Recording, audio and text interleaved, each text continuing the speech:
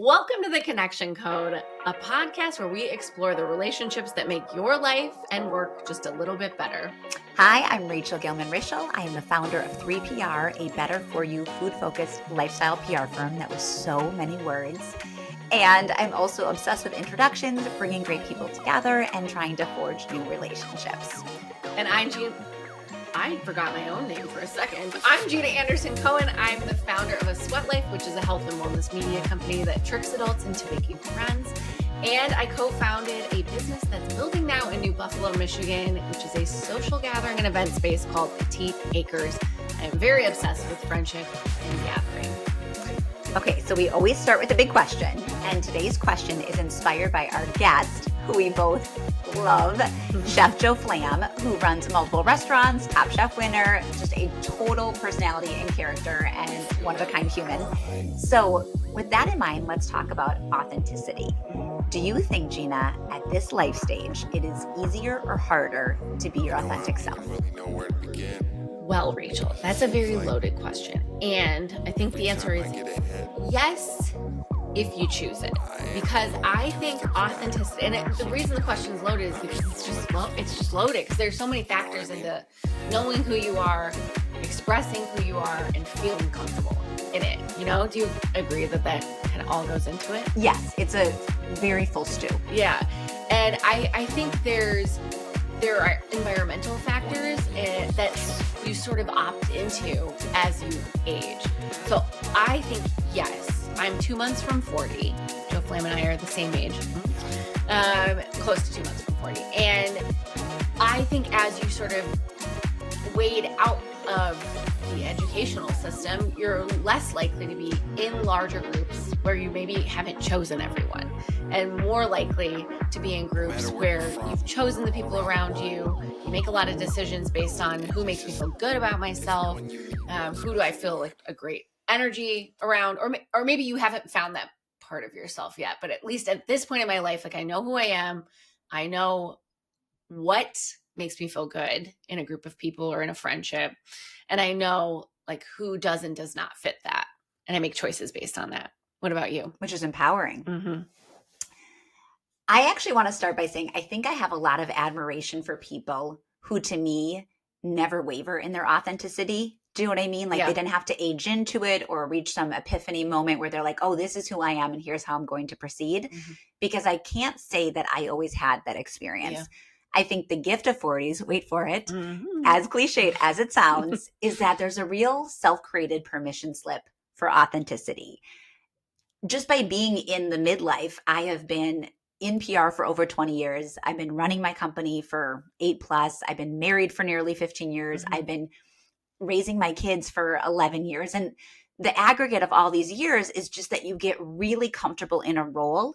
And I think you also just get to flex your real personality and self. Do you know what I mean? In 20s and in teen years, there's so much of trying on identities and what's palatable to people and being a little performative and just not knowing. So being authentic doesn't feel like a luxury that you can attain at all times. It's more, what's the version of me I can put forward that people at work will really like and respond to? Or how should I date in a way that people will really want to be with me because I'm portraying myself this way and they're signing off on it? But then once you're in a marriage or you're in a career for a long time, you just, to me, ease into, this is who I am. This is how I show up. This is the person you've committed to. Yeah. And so I love that. I feel the gift of now is being the real me pretty much all the time. Mm-hmm. And also I want to attribute that to running my own business because I don't have to be part of someone else's corporate structure where I need to abide by their rules and ways of operating. Mm-hmm. My business is just me. And if you're not a fan of mine or my way of being isn't for you, then we probably shouldn't work together. But if you spark with me and you like how I am, then I think we can have a really wonderful collaboration.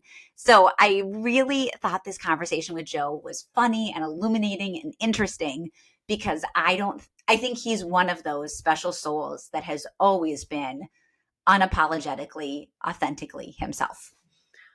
Should we hear from Joe Flamm? Let's do it.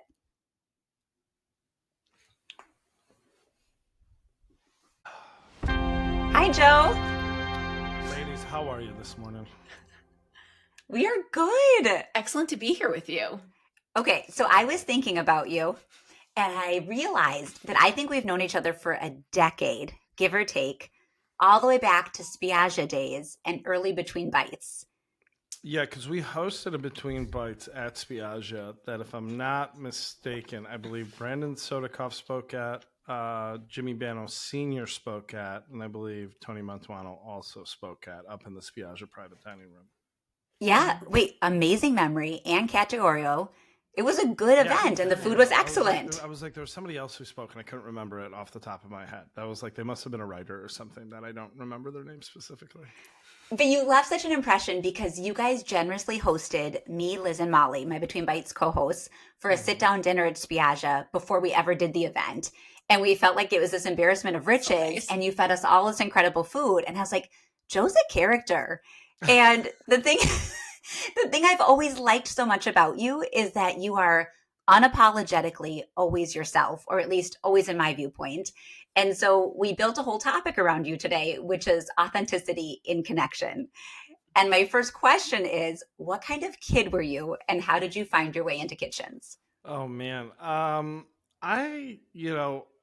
was a very, I think, curious kid. You know what I mean? I always liked being in the kitchen, you know what I mean? And I was always a kid who liked to eat. So I was always in kitchens, but it was always something that was interesting to me, you know, from when I was little, like when my mom would make cookies, you know, with like me and my cousins and stuff, she would like let us taste every ingredient when it went in. I always thought that was really cool. And I would cook with her and I'd cook with my grandma.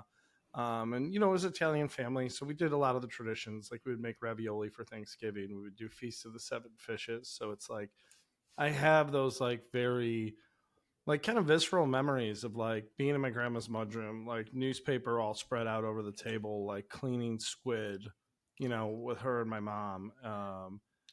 And that was like really, I thought it was cool. I thought it was cool that I got to use a knife. I thought it was cool that we got to make a mess and do things that were like weird and smelly because I was like, you know, a gross boy and I'm still like a 39-year-old gross boy. But, you know, like, so like those things really interest me. But I got into restaurants first and I fell in love with restaurants, you know, primarily. And I knew I wanted to do restaurants, but I didn't know that food could be the avenue that let me do that. Like that came a lot later. And so it was kind of one of those things where I didn't know how to get into restaurants, right? Like I was working in them, but I was like, I didn't know how to do it as a career. And then it was like when I was in college and I was studying accounting, I was like accounting. Yeah. Burp, burp. Okay. Pivot. Yes. Okay. I was watching a lot of like chef shows and food TV and all of those things. It was kind of the golden era of that. And I remember I literally just Googled how did Emeril Lagasse become a chef. And because I was like, oh, it'd be like a chef would be cool. Like how to, you know, and like Top Chef was starting then. And like all these people like, oh, they were exec sous or chef de cuisines or chef. I was like, what is that? Like, I've never even heard of these things. You know, I worked in restaurants, but not restaurants like that. You know, I worked at like bar and grills and looked it up, and he had gone to Johnson & Wales in Providence and culinary school. And I was like, oh, what's culinary school? And I looked up what culinary school was. And so then I was like, okay, I'll just drop out of college and go to culinary school. And so that's kind of how it went. Wait, what did it feel like to drop out of school? Were you afraid? Were you sort of like, let's do this? I'm very like a person who doesn't have a middle. I'm like all or nothing all the time. It's the worst and best thing about me.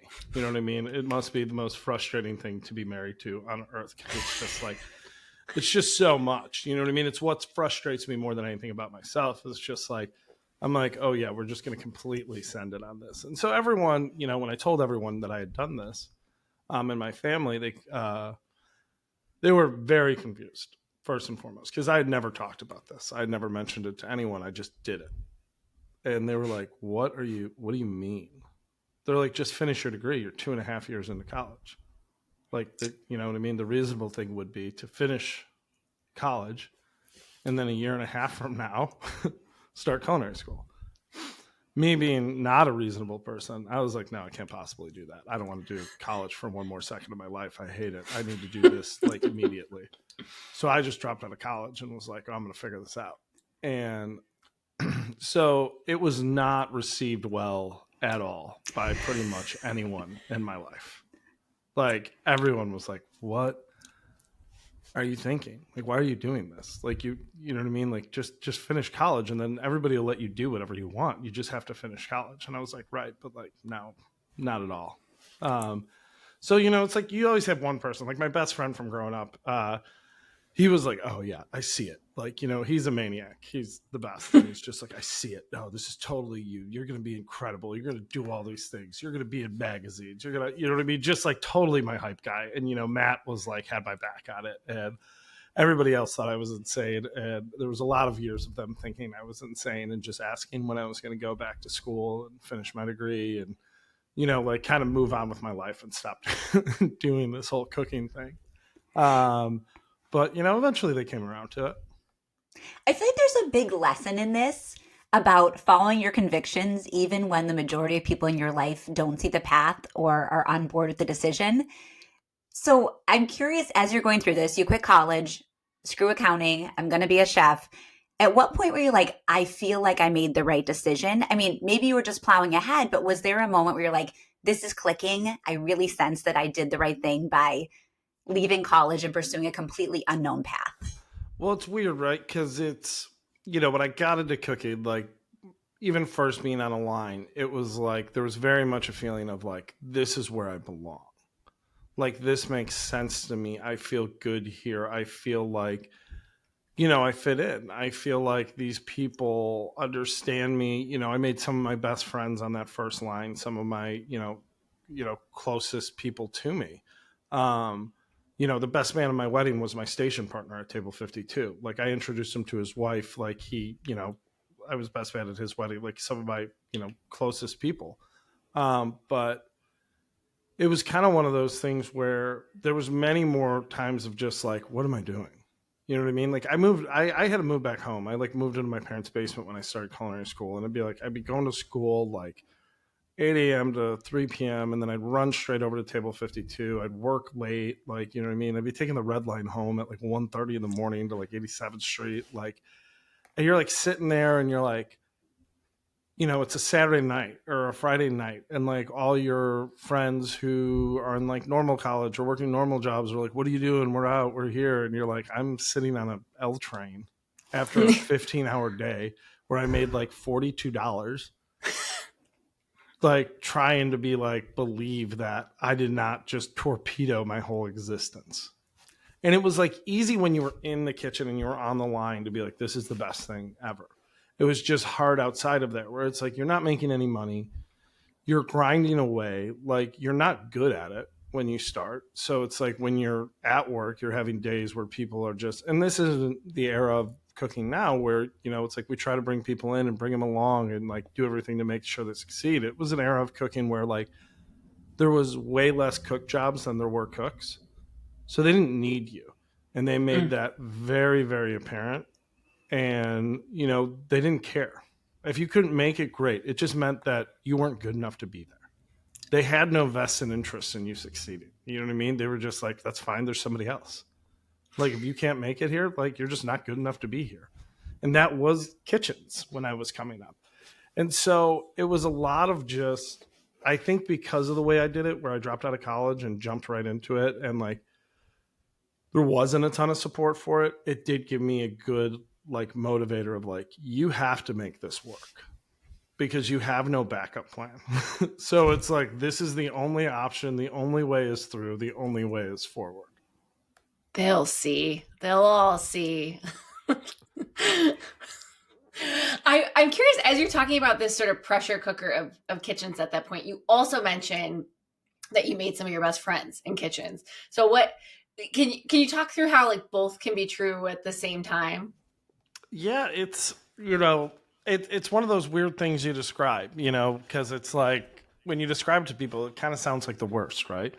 They're like, so you're working 16-hour days, you're getting paid no money, people are just yelling at you all the time, like everyone tells you you suck and like you're not good enough and you're not going to make it. They're like, that sounds like the absolute worst. You're like, yes, I know, but like also like it's the fucking best. Like it's just one of those weird things. It's kind of like You know, when you describe having kids to your friends who don't have kids, and they're like, why would anyone do that?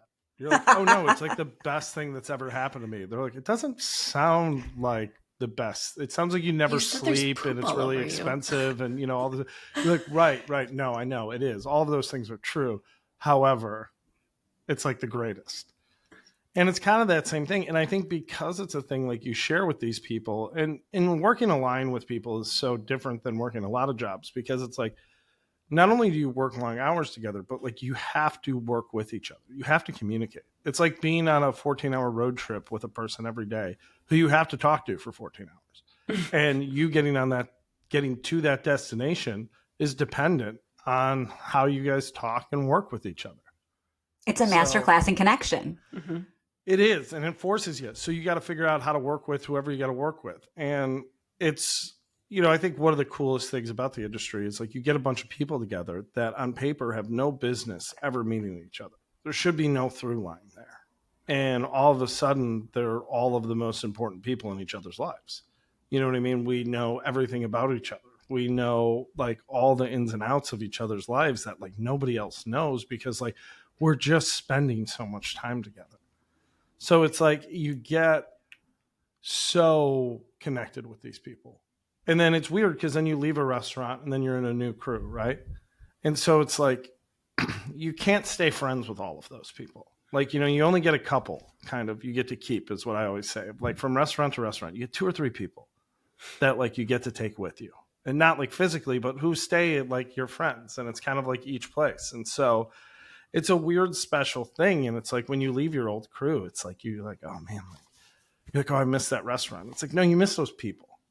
You miss that feeling of like working that line with them and how good it feels. And it's like, even now it's like, you know, I think at like this point in my career as like a chef, you know, fairly far removed from being a line cook in my life, when I get those moments to go back and I get to actually like cook with my friends who I cooked on a line with, it's like, I feel like the closest equivalent is, you know, for people who like, they go back to their college for like a Saturday game day and they go to the house they lived in and they're like partying there, and they go to the bar they used to go to. They see all their friends and all of that, like walk around the quad or whatever.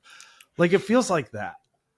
You know what I mean? Where it's like it feels like we're 23 and we're just slanging pans. And it's like, you know, and that's the most important thing in the world right in that moment is like, we got to just push. Like we got to dig. Oh, there's so much I love in this. Kevin Bame had a line I really liked. I thought it was really poetic, where he talked about people in restaurants being the island of broken toys.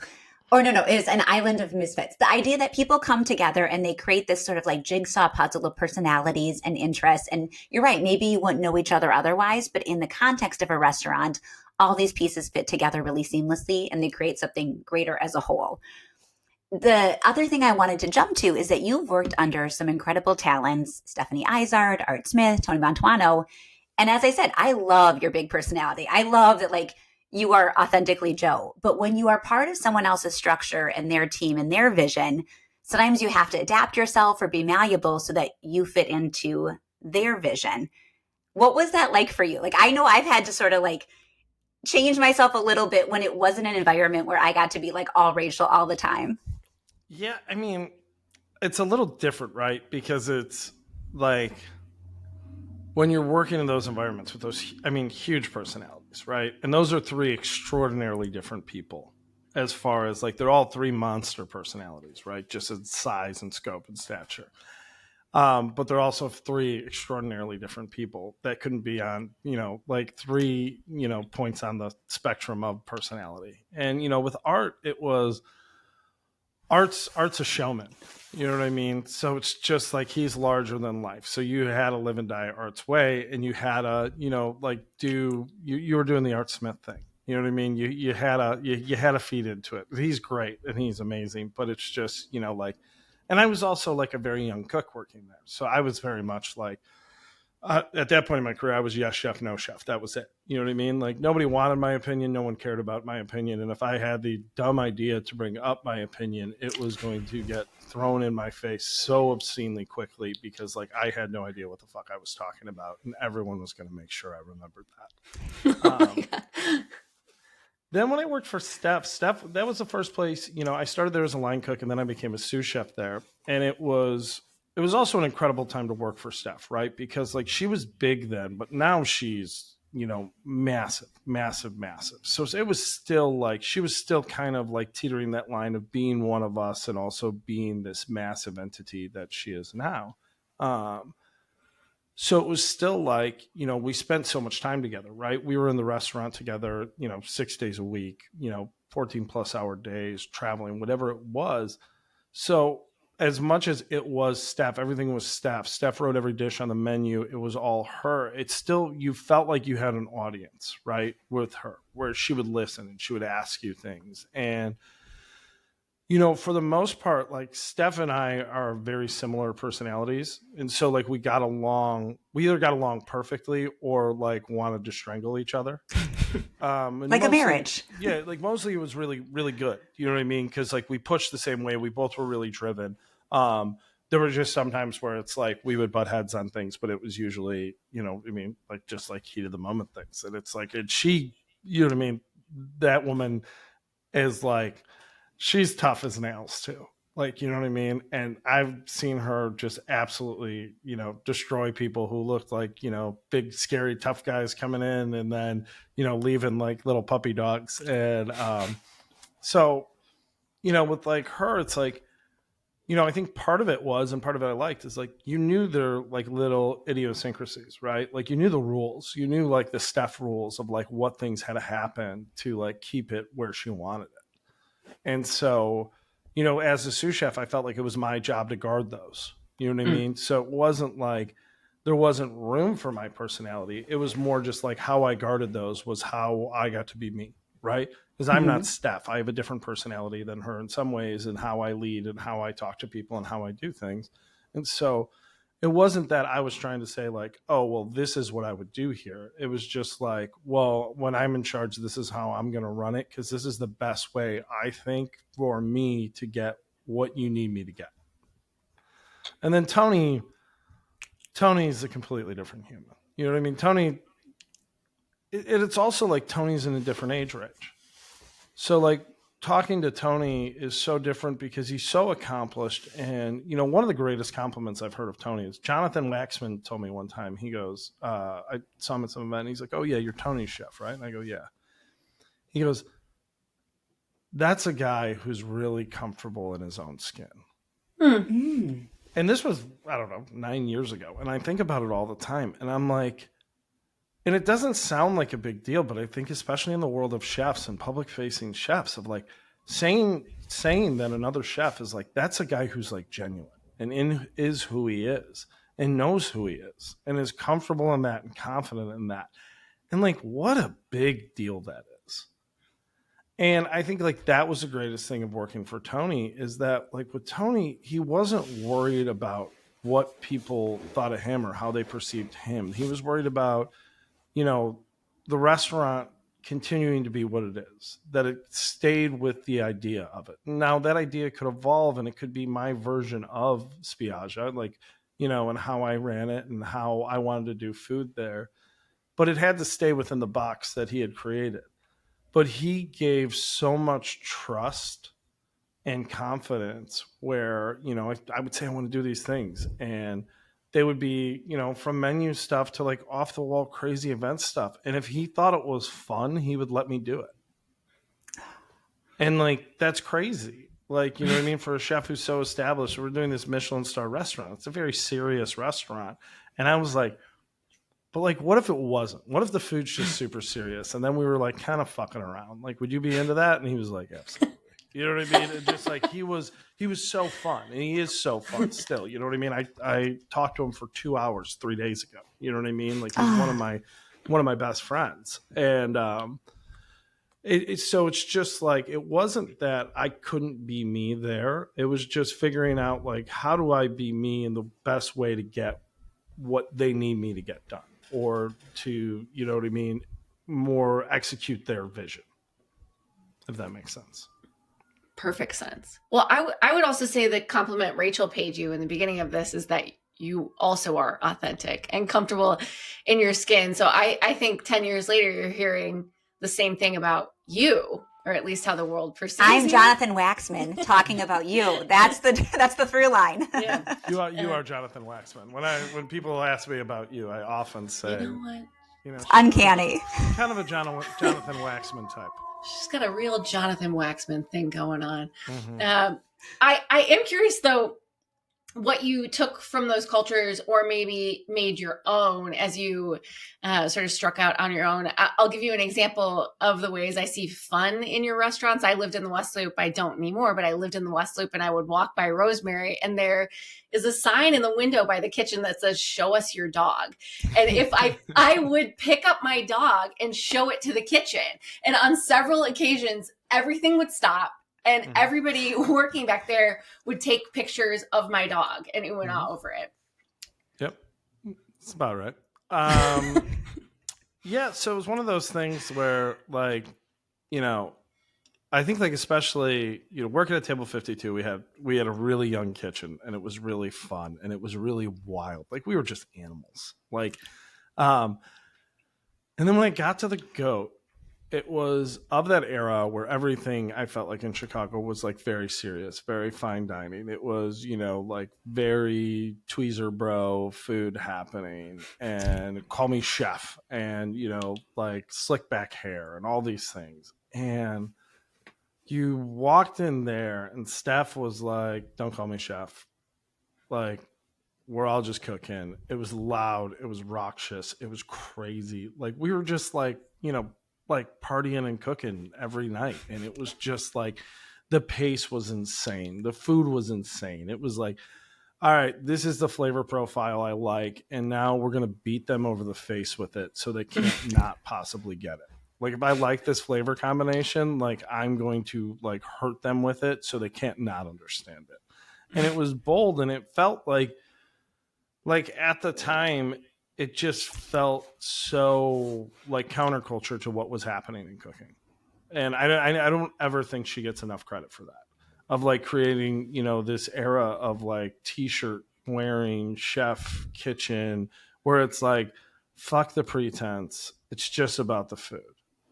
And it was so good, and it was so forward, and we're butchering whole animals, and we're doing pig face, we're doing all these things. And like, just that, and it was a big line in a big restaurant. And it was like, hey, we can have a big restaurant with a lot of cooks and it can still be awesome. And it's not fine dining, and it's loud, and it's dark, and it's fun. And you know what I mean? And like, that was, to me, like such a cool thing. I mean, absolutely seminal. Like, I still remember when it opened and it felt like this rock star culinary moment where people were clamoring to get in there and eat pig face.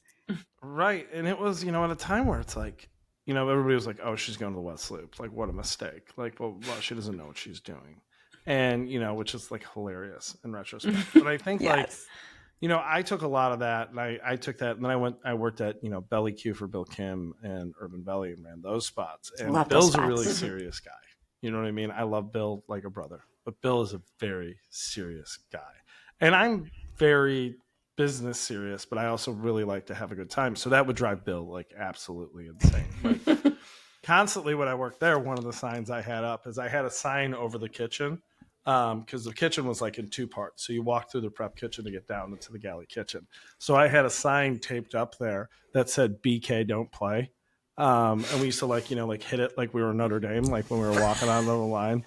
And so like every month or so, Bill would come in and rip down the sign, and then sure as shit, I would put up to the point where years later I was like years later, when I was there for an event, I had noticed that the sign had been ripped down and looked like it had been down for some time. So before I left that event that day, I made sure I taped one back up in the kitchen as a little parting gift for him. A gentle troll. Yes. Yeah. That that was mine and Bill's 2 years experience, was just trolling each other. But going to Spiaggia, it was kind of like when I started there, I was just like, okay, this is serious Michelin starred. I'm just trying to like fit in and like do the thing. And then I had like a lot of imposter syndrome being there. I didn't think I was good enough to be there. And then when I took it over, it was like, okay, can we do this? But can we do it like in the fun way? Like, can we make like 1 Michelin star food, but like not have to be like those people. Like we don't have to like scream at each other. We don't have to do all these other things. Like we can kind of be loud and fun. And I used to get in trouble at Spiaggia a lot when I first started because there was a lot of the old guard there. And they would be like, you know, I'd be like in the kitchen. They'd be like, shh, you're being too loud. And I'd be like, they know we're back here. Like, it's not a secret. It's an open kitchen. They Not a can see mausoleum. me. They Yes. can see me. Like, you know what I mean? Like, it's fine. And so, like, when I kind of leaned into that stuff, like, Tony was all there for it. He loved it. You know what I mean? He loved that it was roxious. He loved that it was wild. You know what I mean? That I had this weird group of cooks who, like, bought into what we were doing. And, like, we did goofy things. Like, at one point, we stopped assigning what stations people worked, and we made it so you worked whatever station you decided when you got there, and it was based on when you got there. Like So Southwest seating? yeah, it was like Southwest seating, but for like stations. And it was like, it was wild. Like, it was just like, they were like, yeah, can we do this? And I was like, yeah, fuck yeah, that's awesome. Like, you know, so it was like on a Friday, like people would just be like, show up, and they'd be like, I'm working grill tonight. Okay. Shotgun. You know what I mean? It was crazy. Like, you know, we did all these weird, really fun things, but we made it really fun. And so, like, that's what I kind of took with me. It's like, those were the restaurants that I loved working at. And that was the culture that I loved. And that's what I tried to take with me when we went to Rosemary, of like, yeah, I want this to be like cool and fun. And like, if we have fun doing it, the people who come through the door will have fun eating it. And that's still like my favorite compliment I get when people come in and eat, and they're like, oh, it just seems like everybody's like having a good time there. And I'm like, that's the best. That's all I want. And it's like, yeah, like every day is not going to be perfect here. We're going to have like, you know, and I always tell them like, it's never going to be easy. It's always going to be hard. It's supposed to be hard. If you want to cook at a high level, it's going to be hard, and it should be hard because we're trying to compete with some of the greatest chefs in the world that just so happen to be on the same street as us. So it's always going to be hard, but if we work really hard at it, even though it's really hard, it can be really fun.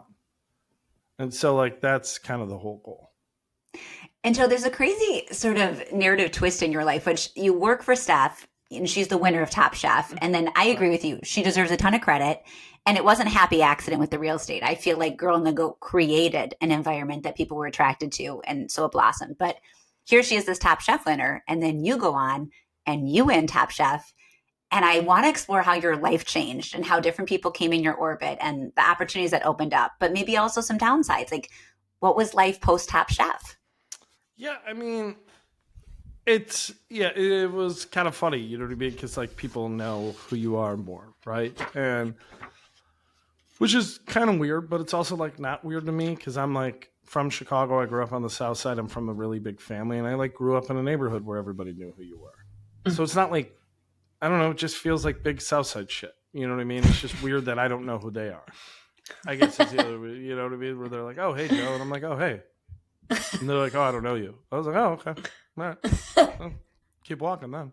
You know what I mean? But like, it just gave me, you know, a lot more like, you know, kind of like the currency of, you know, influence or whatever you want to call it. And so for like opening a restaurant, for like being able to do, you know, the charitable stuff I want to do. And it was like, not that like I started doing anything different. It was just like I was able to do it in a more impactful way. You know what I mean? I was able to get more people to try my food. I was able to get, you know, people to pay more money for a charity dinner I was going to do. I'm able to, you know what I mean, do things like that. And like those are the biggest changes. And I've got to do a lot of cool stuff and go cool places and cook at cool, crazy things from that. And, you know, and it's weird, like, and I think the biggest difference is like I worked for so many great chefs who were really big names, and I was like, I got to go do a lot of these things with them as like their sous chef or a line cook or all these things. But like the weird flip was like the first time I was at a thing and like Steph's name and my name were on it. Of like, whoa, like I've been at this event, she's been at this event, you know what I mean? Like, but like not as like I'm also a person who's here. Like I've been here working for someone else and like running their thing. So I'm there and I know her and she knows me, but like nobody else here knows who I am. And so it's like funny, you know, events I did for a decade that like after Top Chef, people are like, oh, it's so cool that you're here this year. It's like, I've been here for 10 years, but you know what I mean? It's like, you just didn't know who it was. Like, you know, it's kind of like the funny, like was always like the most hilarious thing to me. Like, oh, like the 10-year overnight success. Right. And, you know, that's like kind of the funny thing. You know, people are like, oh, yeah. So, like, you know, do you like just start cooking? It's like, no, this is like, I didn't like start cooking 4 weeks before I went on Top Chef. And then I was like, oh, yeah, I should be a chef. I'm good at this. Oh, my God. Well, I'm sure there's some trickle down to your relationships from Top Chef. Or is there not? You tell us. Is there any way you've seen kind of friendships change and shift, or is it just really reinforcing those who have been with you since the beginning? Yeah, I mean, it's, you know, like friendships in my industry, I mean, in all industries as we get older, right? They're hard because I think especially in restaurants, it's like you go from seeing these people when you're working together 5 days a week, 6 days a week. We spend all the time together. We only hang out with each other. And then when you switch restaurants, it's like completely different. And then I think like later in life, now it's like, you know, my 3 probably best friends in the world live in 3 different cities.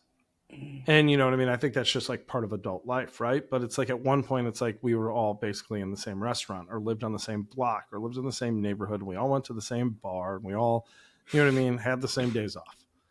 And so, you know, like, I don't think that has changed. I think it's opened up the door to a ton of new connections to me. And, you know, part of the reason, like, I fell in love with this industry is, like, I love meeting people.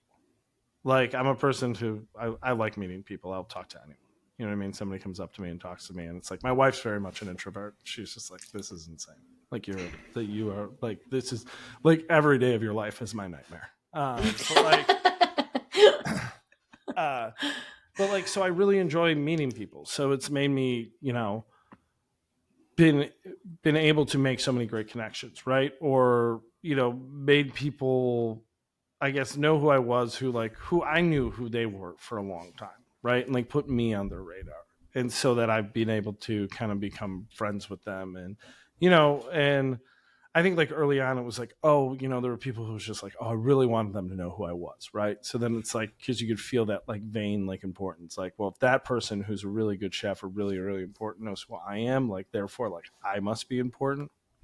And I think like now with a little bit more maturity and age, it's like now it's like, okay, well, I can, you know, hopefully make a connection with somebody who, you know, is important to me or who I really like what they're doing. And hopefully, you know what I mean, we could build something there and they'll be, you know, a good resource for me and I'm a good resource for them. Like, you know, like Eric Williams is a guy who I've become really, really good friends with in the last, you know, few years. And, you know, he's a guy who I knew who he was when I was 21 years old and I was in culinary school because he was running MK and I went to culinary school a block away from MK. So like, I knew who that man was for a full, you know, 15 years probably before I was ever a blip on his radar. And so it's like kind of wild to me that like now, you know, he's a person who like, you know, I love to talk to, who I use as a resource all the time, you know, from stuff to personal to professional to working with our teams to real estate, whatever, you know what I mean? And vice versa. And so, it's provided me with opportunities to, you know, meet people and create connections that, you know, I didn't have before. Yes. Okay. Before our connection conversation, I kind of want to wrap a bow around this. So I'm realizing you said 39, you're so young, but you've been doing this for almost 20 years and you drop out of college, you take a flyer on culinary school, you're sort of pushing through a lot of disbelief that this is going to be your path. And then now you helm multiple restaurants, you're married, you have kids, you're a brand name in the culinary world. What does life feel like? And do you maybe feel like you're the most full expression of yourself at this stage? Like you don't have to be part of anybody else's structure. I mean, it feels incredible. Like I'm wildly, you know, grateful for my just existence. You know what I mean? Like I can't believe it. You know what I mean? Like I cannot believe that I pulled any or all of this off. Matt knew though. Your buddy Matt. Yeah. Shout out, Matt. Yeah. Dortz is always a believer. He told me years before, he's like, you're going to go on Top Chef. You're going to win Top Chef. Like, what? He's a psychic. Dude, I'm telling you. Matt, we all need a Matt. And here's Matt. Matt is that person in my life who, like you need that one friend where you're like, no matter how crazy of an idea you have, they're like, yes, like yes, we should do that. And like Matt has been that person for me since I met him when I was 15. And like the first restaurant I worked at, I worked for his dad. So him and I worked for his dad together. Nice. So I worked for his dad for like 4 years. And so like, it's just like, it's like a wild, crazy thing. But yeah, it's, and I remember like when I opened Rosemary, I'm going off on a tangent, but I don't care. Go. Tangent. So when I opened Rosemary, we were almost there. It was almost done. And I called Matt one day and I was like, yo, come by and see the restaurant. And him and I were sitting in the restaurant together and he was just looking around it.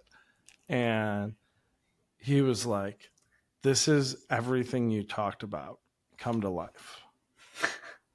And I was like, and I was like, I get like chills through talking about it now. Like, I was like, holy shit, it is. He's like, this is everything that you've been talking about. He's like, you made it like a reality. And I was like, yeah. He's like, this is incredible. Like, and it was such a cool moment. You know what I mean? Like your friend from like, when you were 15, who you met because like alphabetically Doherty and Flamm were pretty close. And so we had, 7 of the 8 classes together, sophomore year. And it was just wild, right? Like, and it's still wild to me when I walk in those spaces. It's still wild to me when someone goes to me like, oh, like, is this your restaurant? And I'm like, oh yeah, shit, it is.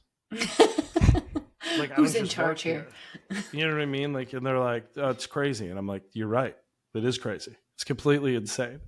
And, I was talking to like another dad at a thing in the neighborhood one time, and it was right before we opened Carciofo. And he's like, so you're opening another restaurant? I said, yeah.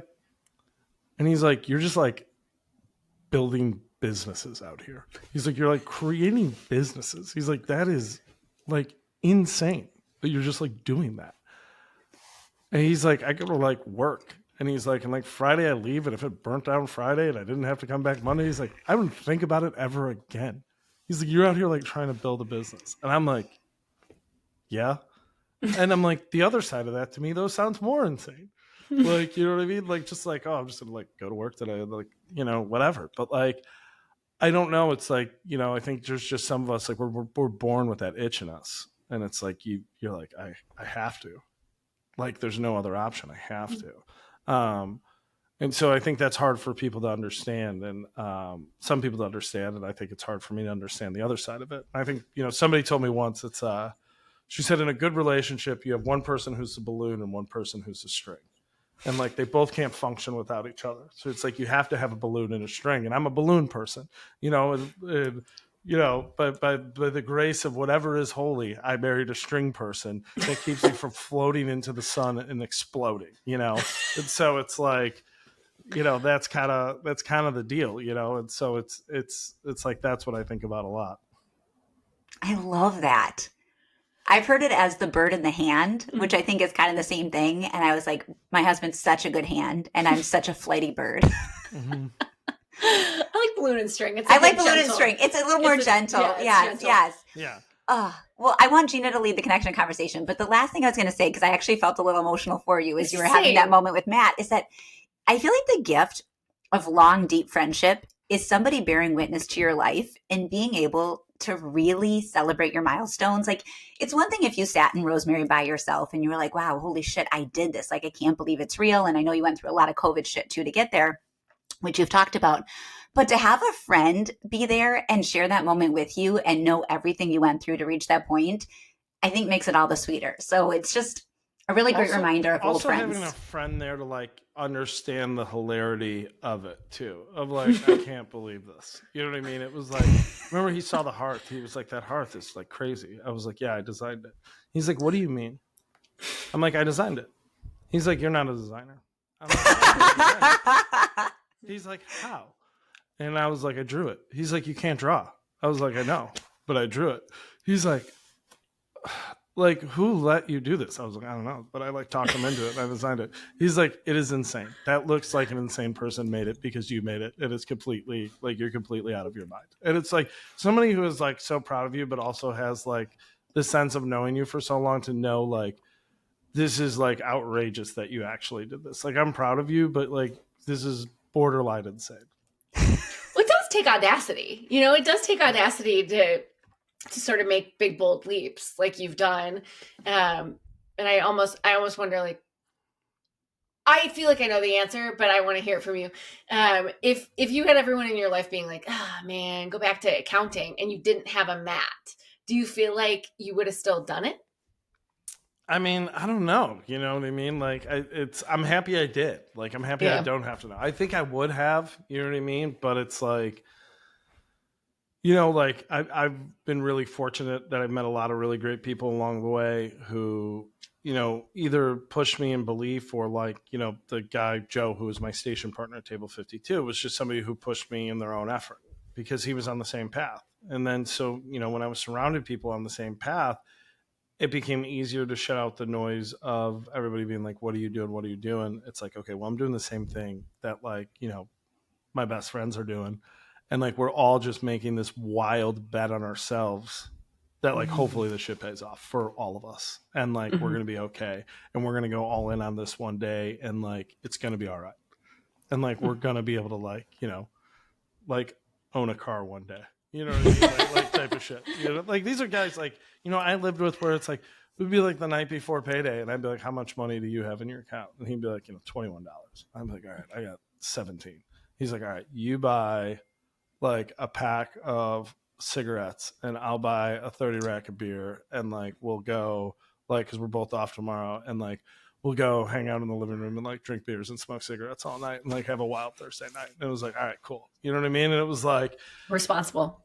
You know what I mean? Like, that's what it was. Like, that's how we were living at 25 years old because, like, that's, what I mean? The money we had. And we are like, all right, we're going to make this work. We're not going to give up on a Thursday just because we have $0.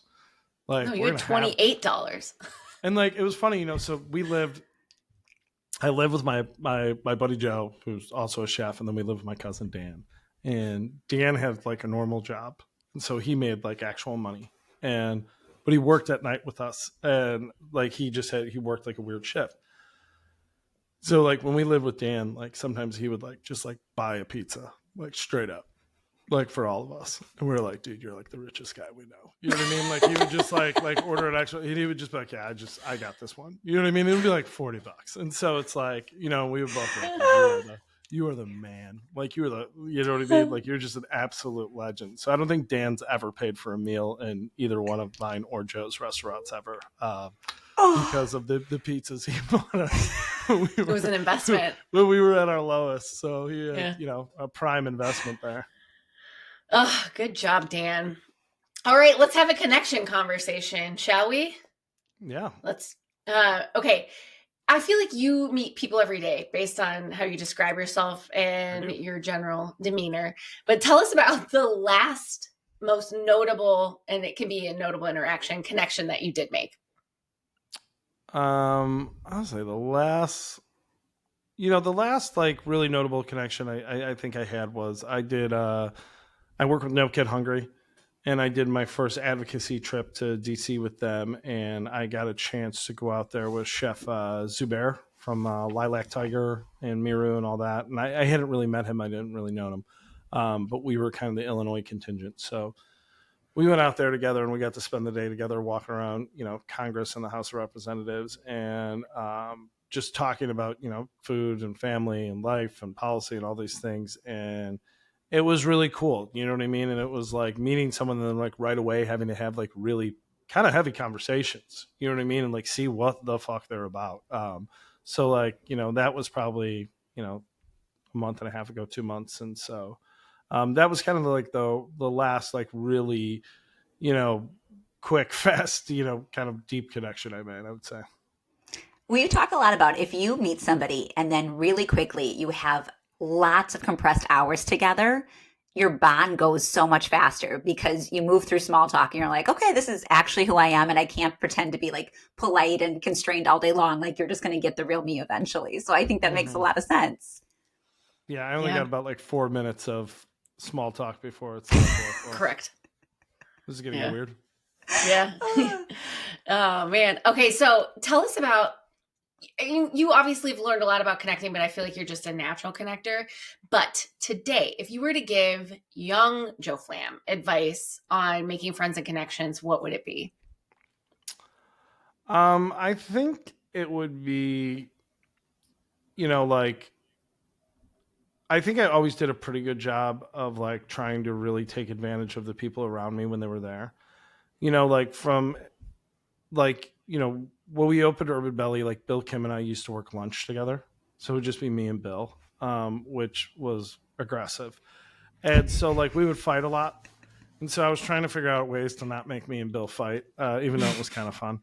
So I would just, at one point I kind of decided, I was like, you know what? This is a guy who's worked for a litany of incredible chefs, from David Bouley to obviously Charlie Trotter twice, Susanna Fu, Jean Bonchet. So I would just ask him to tell me stories.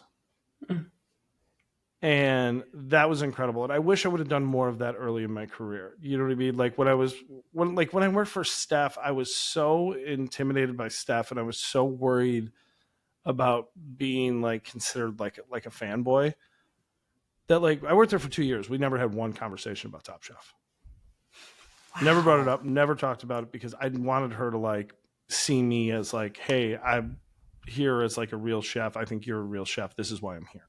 I'm here to like learn from you. I'm not here because like I saw you on TV and I think you're cool, even though I was kind of there because I saw her on TV and I thought she was cool. And so, you know what I mean? Like, I think not being afraid to like ask more questions, and you know what I mean? Be like, hey, let's get a coffee and like talk about stuff. And, I think I was fortunate enough that I did have people who spent that time and energy with me and who stayed in my life after even I left jobs.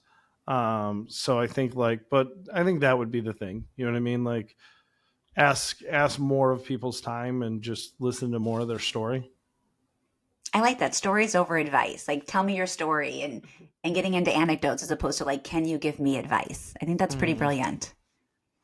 Everybody likes to talk about themselves, really. If you get down to it, like everybody has a story to share. Yes. And they're more fun to listen to than you should do this prescriptive thing. Right.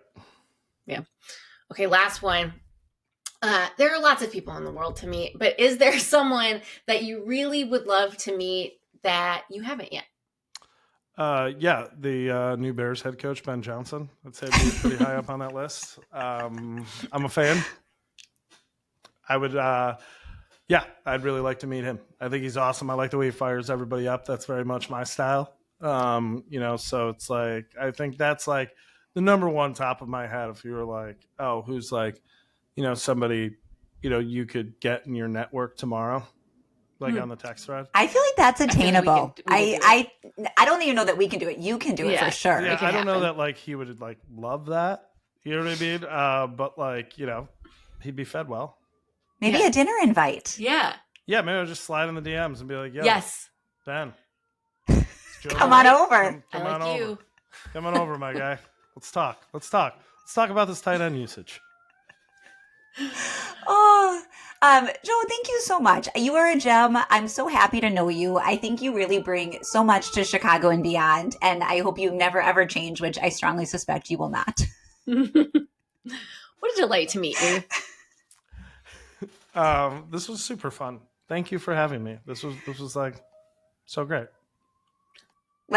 We should go in your basement enclave where you have your high life keg and hang out. Oh, dude, I don't know what you're talking about. That doesn't exist. Oh, you're right. Yes. So you just said that on live radio? I know. Thank you, Joe. Yeah. Well, I am delighted to have met Joe Flamm today, Rachel. He's the best. I can't think of a better theme for an interview with him than authenticity. Like, I nailed it, Rachel. You know what? The theme was inspired by Joe himself. Yeah. I knew that we wanted to talk to him because we want to talk to really interesting people who touch connection in different facets of the world. But I was like, what should we talk about with Joe? And I was like, it's authenticity, because he's just such a distinct individual.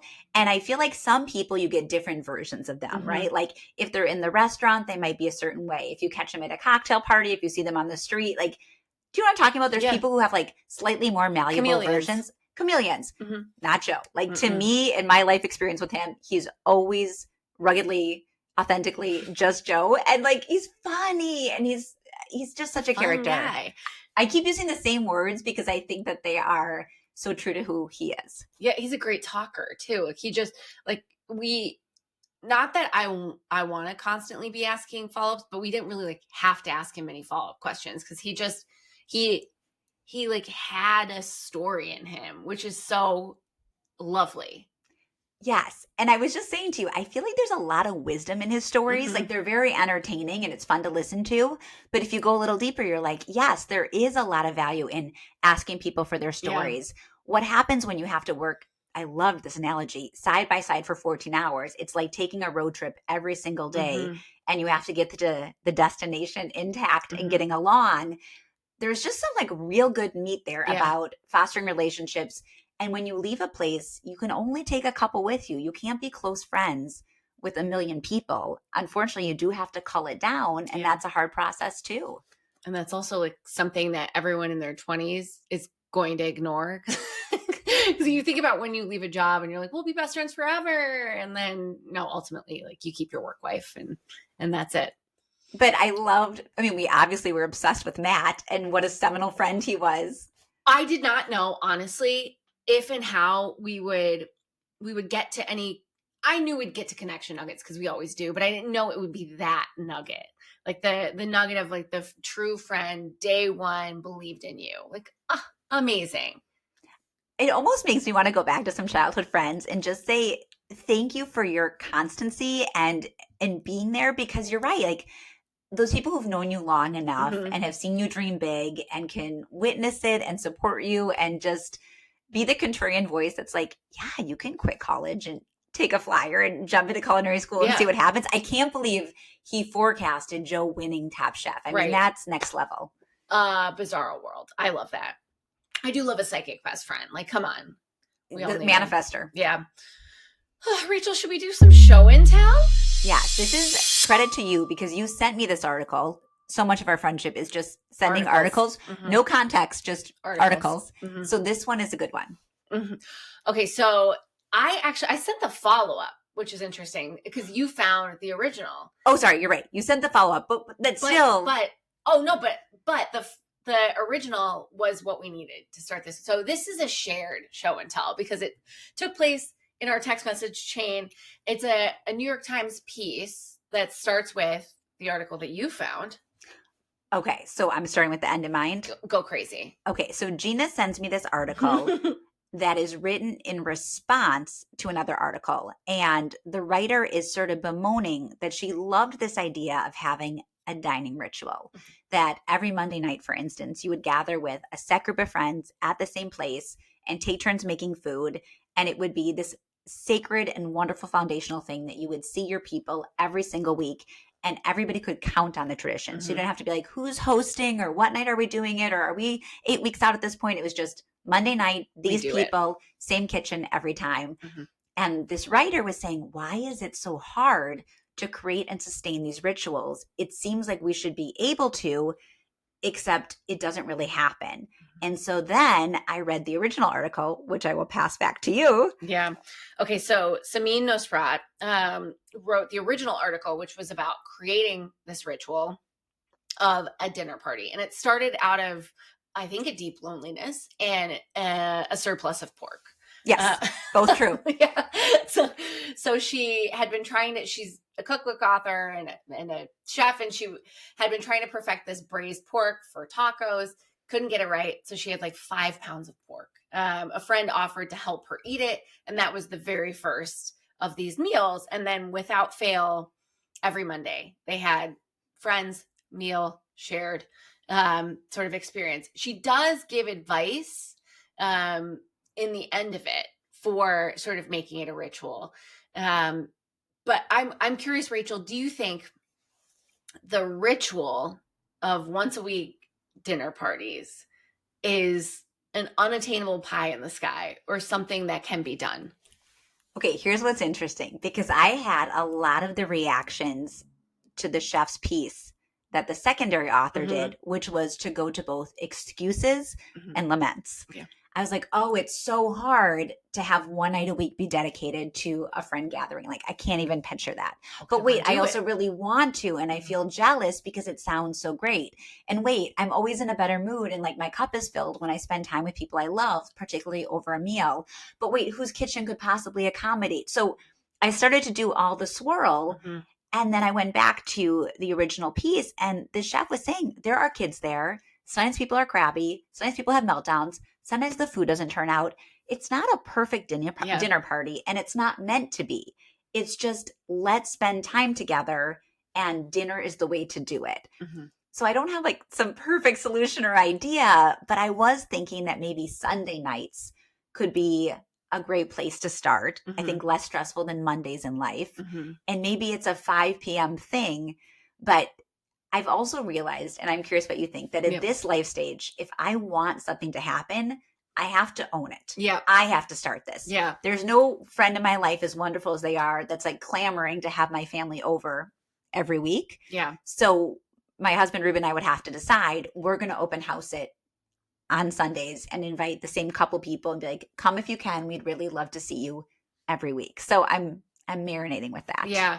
Well, I think what's interesting about this story in particular is like the original author created this sort of ritual of family dinner that a lot of us lack now that data shows us that most people move far away from their family of origin and are creating these sort of chosen families, but chosen families don't have rituals the way that families of origin have. Like chosen families we have Friendsgiving, but do we have every other holiday together? Probably not. We don't have Sunday dinner. And now that we live far from our mommies, there's no one to demand, except I live immediately with my mommy and we have family dinner. But I think like the craving came from a feeling of like family, of belonging. And I also think like the reaction came from, and the lament came from feeling like I want that too, but it's so hard. And it really comes back to the thing we always say, which is there has to rules make fun. There has to be someone in charge. Yes. Yes. And you're actually flashing me back. So growing up, we weren't necessarily by any means the family that all sat down, the 5 of us together every night for dinner. But what was very paramount to my mom was Shabbat dinner. Mm-hmm. And she wanted us to gather for this moment in time. And I could invite friends. We would invite family. In high school, I could go out afterwards. But she really wanted us all to have Shabbat together. Mm-hmm. And so it was, to me, really less about the religious aspect, although that underpins it. It was just, let's be family together. Yeah. Let's put loved ones around a table. Let's do these couple prayers that are sort of ritualistic and like anchor it because it happens every time. Mm-hmm. And so I do have such a bank of amazing fond memories of my late grandparents and extended family and my high school friends. And like, I mostly had non-Jewish friends in high school and they would come and be like great sports and not necessarily know the Hebrew words, would be like, oh, challah tastes good. Or like, do I get a sip of wine? And so I wish that I could recreate the magic of Shabbat. And I feel like that's a real lack. Like my husband and I have not done a great job of capturing Shabbat magic for our kids. Friday is hard. But she did it. And my mom worked and my dad worked and she did. So I guess underneath all of this is like a grudging respect for people who create a dinner tradition and stick to it, and some inspiration to think about what that could look like in my life. And I love that you get to have family dinner because you are with your parents right now. And those are special memories. I really feel very lucky to have this time right now. And I'm not just saying that to dismiss away living in my parents' basement, but because you're building a new business. I'm building a new business. And Joe lived in his parents' basement. I heard that and I was like, don't make it about you. Don't make it about you. Don't make it about you. I live in my parents' basement. At one point in my head, I was like, my buddy's a Sagittarius too. We can find out. Yeah, we gotta find out. What's his sign? But yeah, like I do feel really lucky to have this time with them because they are healthy and we do get to do active things together. And my parents do want to be involved in the business we're building. Literally, I texted my mom yesterday to ask her if she could help do a tour when I'm out of town next weekend. She's like, yes, train me. She's the best. Yeah. She's like, commission. I think her commission is in. I actually don't know. I don't think moms are looking for kickbacks. No, she refuses. She refuses all help, all payment, And it was really awkward when we were like, no, we're paying some of the bills. Because she didn't want it. Like, she couldn't handle it. Ugh, anything else about family dinner? Just that a great reminder that when you can do them, I think they are so worthwhile. And again, chosen family, biological family, there's just, going back to Joe, there's something beautiful about facilitating special meals with people you love. And I'm feeling a lot of nostalgia for the ones I grew up with. Yeah, a rotating cast of characters too at these family friend dinners can be just fine as well. Maybe the next meal is rosemary. Okay, great idea. Done. Joe, we're calling you. We'll be there soon. Well, this has been another episode of The Connection Code, a podcast about friends, connections, work, and everything in between. And this is a production by two friends, Rachel Rachel, and me, Jeana Anderson Cohen. You can follow us on Instagram using our whole names, or, like us on LinkedIn, follow us, connect with us on LinkedIn. We want to hear from you anywhere if you have questions, or if you just want to tell us how much you like this podcast.